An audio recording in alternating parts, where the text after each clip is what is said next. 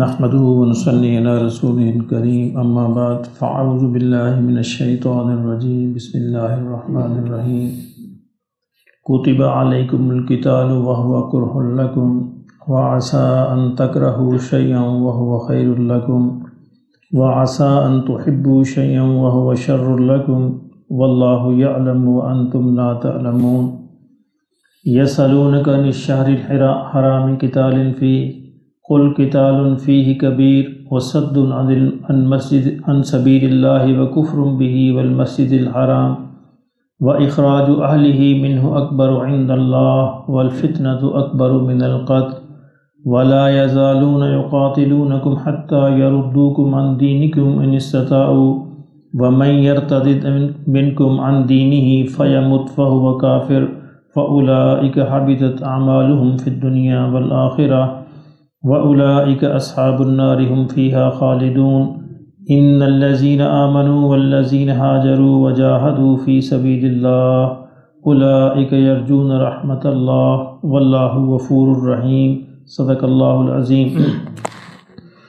کتب علیکم کہا کہ فرض کیا گیا ہے تم پر القتال یعنی جہاد،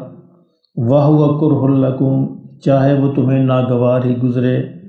وَعَسَىٰ أَن تَكْرَهُوا شَيْئًا وَهُوَ خَيْرٌ لَكُمْ اور یہ عین ممکن ہے کہ ایک چیز تمہیں ناگوار گزرتی ہو لیکن اللہ نے اس میں تمہارے لیے خیر رکھی ہو،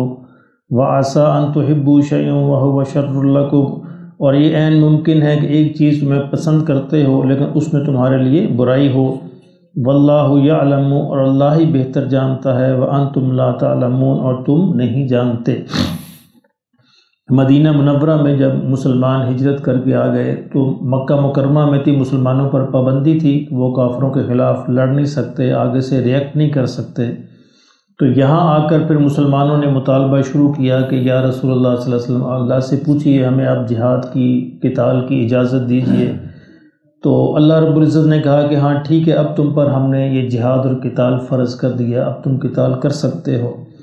اچھا لیکن اس میں کچھ منافقین تھے یا بہت کمزور ایمان کے مسلمان تھے، پہلے تو وہ یہ مطالبہ کر رہے تھے لیکن جب یہ فرض ہو گیا تو وہ پھر ڈگمگانے لگے کہ ظاہر ہے کہ اس میں تو جان بھی جا سکتی ہے۔ تو اللہ نے اس میں اسی پس منظر میں یہ بیان فرمایا ہے کہ لازمی نہیں ہے کہ ایک چیز تم جسے ناپسند کرتے ہو سکتا ہے اللہ نے اس میں خیر رکھی ہو تمہارے لیے، اور ایک چیز جسے تم پسند کرتے ہو سکتا ہے اللہ نے اس میں تمہارے لیے ایک برائی رکھی ہو۔ تو یہ چیزوں کی حقیقت کا علم اللہ ہی کے پاس ہے، اللہ ہی جانتے ہیں۔ انسان تو بظاہر دیکھ سکتا ہے نا، بظاہر اس کے علم کے اندر آیا کہ چیز بڑی اچھی ہے لیکن نتیجے کے اعتبار سے ہو سکتا ہے وہ بری ہو، اور بظاہر چیز بری لگتی ہے لیکن ہو سکتا ہے نتیجے کے اعتبار سے اچھی ہو۔ تو ایسے اللہ نے فرمایا کہ دیکھیں جہاد اور قتال جو ہے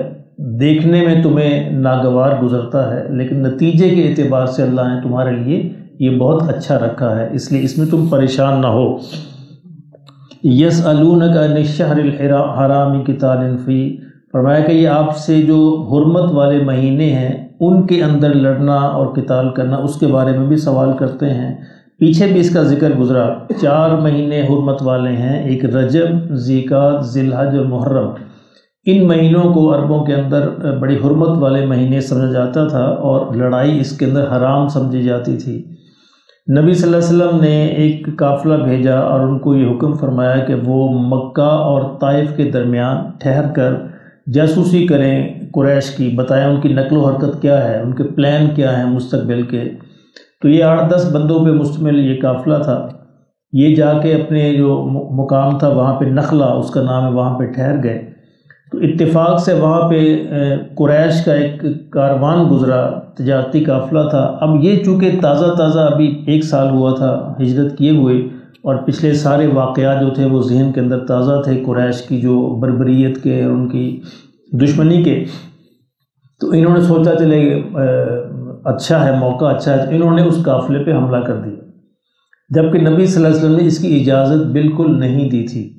تو قافلے پہ حملہ کیا، ایک بندہ جو ہے قریش کا مارا گیا اور وہ باقی لوگ بھاگ گئے۔ اب اس کو قریش نے بہانہ بنایا کہ وہ رجب کا مہینے کی آخری تاریخ تھی، رجب تھا حرمت والا مہینہ تھا، لڑائی سمجھی جاتی تھی حرام اس کے اندر۔ تو کفار نے پروپیگنڈا شروع کیا، قریش نے کہ دیکھو مسلمان بنے پھرتے ہیں اور یہ رجب کے مہینے میں لڑتے ہیں ہم سے اور رجب کے مہینے میں قتال کرتے ہیں، حالانکہ یہ حرمت والا مہینہ ہے۔ اللہ نے یہاں پہ اس کا جواب دیا ہے کہ یہ آپ سے پوچھتے ہیں، مسلمانوں کو بھی شبہ پیدا ہوا کہ یہ کہیں ہم سے حرام کام نہ ہو گیا ہو، تو اللہ نے فرمایا کہ دیکھیں کل قتال فیہ کبیر، کہ حرمت والے مہینوں میں لڑنا واقعتاً گناہ ہے، بری بات ہے، لیکن وصد عن سبیل اللہ، لیکن اللہ کے راستے سے روکنا، وکفر بہ، اللہ کا انکار کرنا، والمسجد الحرام، مسجد حرام سے لوگوں کو روکنا،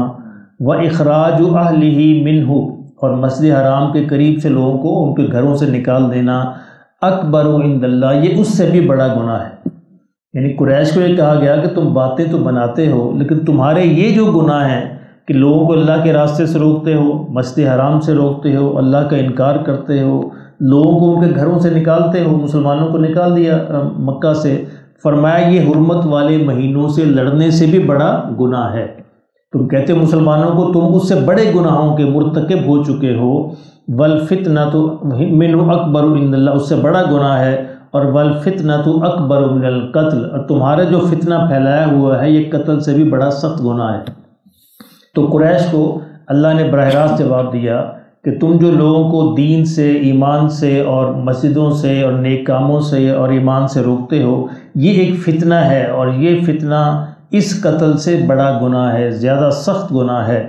اور مسلمانوں سے پھر یہ کہا گیا کہ وَلَا يَزَالُونَ يُقَاتِلُونَكُمْ، کہ یہ جو لوگ ہیں یہ تم سے لڑتے ہی رہیں گے، حَتَّى يَرُدُّوكُمْ عَنْ دِينِكُمْ إِنِ اسْتَطَاعُوا، یہاں تک کہ تمہیں تمہارے دین سے پھیر دیں اگر ان کے اندر استطاعت ہو۔ یعنی فرمایا کہ یہ نہ سمجھنا کہ یہ کسی ہیلے بہانے سے کام لے رہے، نہیں، ان کی نیت اصل میں یہ ہے کہ تم کو تمہارے دین سے پھیر دیں اگر وہ استطاعت رکھتے ہوں، اس لیے ان کے اندر طاقت ہو، اس وقت تک یہ تم سے لڑتے رہیں گے، اس لیے تم پریشان نہ ہو۔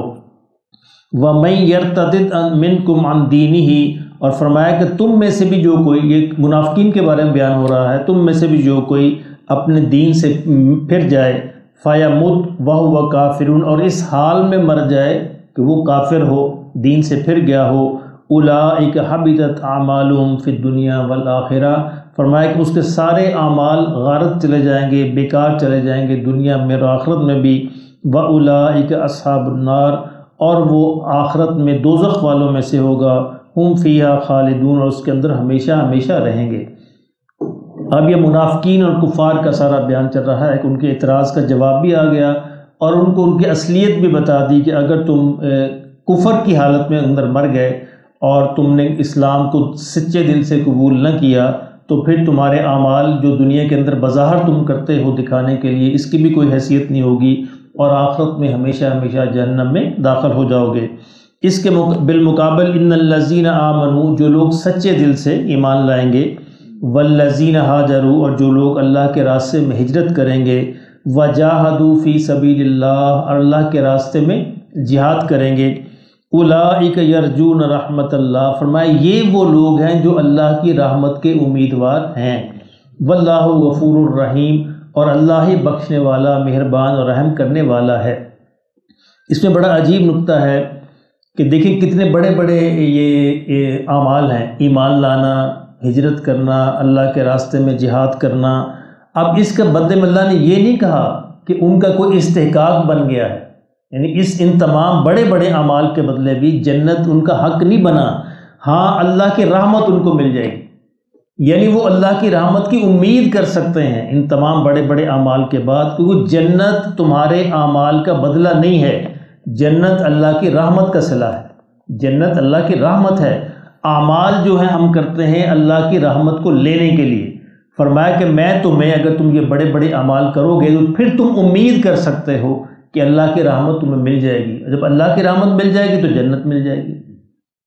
یہ نقطہ سمجھے آپ کہ جنت جو ہے ہمارے اعمال کا صلہ نہیں ہے، ہمارے اعمال کا بدلہ نہیں ہے۔ اگر ہمارے اعمال کا بدلہ ہو تو 50 سال کے بدلے 50 سال کی جنت مل جائے، یہ نہیں ہوگا، لیکن 50-60 کے بدلے ہمیشہ ہمیشہ کی زندگی مل رہی ہے، یہ تو کوئی نسبت تناسب نہیں ہے، یعنی 50 کے بدلے کروڑوں اربوں لاکھوں کھربوں سال کی زندگی مل جائے، جنت مل جائے، تو یہ کوئی صلہ نہیں ہے۔ تو یہ جو کروڑوں اربوں کھربوں سال ہے ہمیشہ کے لیے اللہ کی رحمت ہے، اور فرمایا کہ تم اعمال اس لیے کرو تاکہ میری رحمت تمہاری طرف متوجہ ہو جائے۔ اب اس سے بڑے عمل تو کوئی نہیں ہو سکتا. یہ بڑے اللہ کے راستے میں جہاد، اللہ کے راستے میں ہجرت اور اللہ کے راستے میں کوشش کرنا، سچے دل سے ایمان لانا بڑے بڑے اعمال ہیں. اس میں بھی اللہ نے یہ نہیں کہا کہ اس کے بدلے میں تمہارا کوئی حق بن جائے گا، استحقاق نہیں بنے گا. ہاں پھر تم امید کر سکتے ہو اللہ کی رحمت کی. اس لیے ہم جو بھی عمل کرتے ہیں اس کے بعد ہمیں اللہ کے رحمت کی امید رکھنی چاہیے کہ اللہ اپنے فضل سے، کرم سے اپنی رحمت ہمیں عطا فرما دے. تو انشاءاللہ پھر اللہ کی رحمت جب مل جائے گی تو اللہ اس کے بدلے میں کامیابی بھی دے دیں گے اور جنت بھی عطا فرما دیں گے. تو یہ نقطہ ہمیشہ ذہن میں رکھنا چاہیے. عمل ہمارا بظاہر جتنا ہی بڑا کیوں نہ ہو، حج ہی کیوں نہ ہو، جہاد ہی کیوں نہ ہو، پھر بھی ہمارا کوئی استحقاق نہیں بنتا، حق نہیں بنتا کہ ہم کہیں کہ جی یہ عمل ہو گیا اللہ ہمارا حق بن گیا. نہیں، اللہ کا حق نہیں، جنت اس کا حق نہیں ہے. ہاں اس کے بدلے میں تم یہ امید کر سکتے ہو کہ یا اللہ اپنی رحمت مجھے عطا فرما دے. تو اللہ کی رحمت جب تمہاری طرف متوجہ ہو جائے گی تو پھر انشاءاللہ آٹومیٹکلی جنت جو ہے اس کا صلہ ہے، جنت بھی تمہیں مل جائے گی. اللہ پاک ہمیں نصیب فرمائے.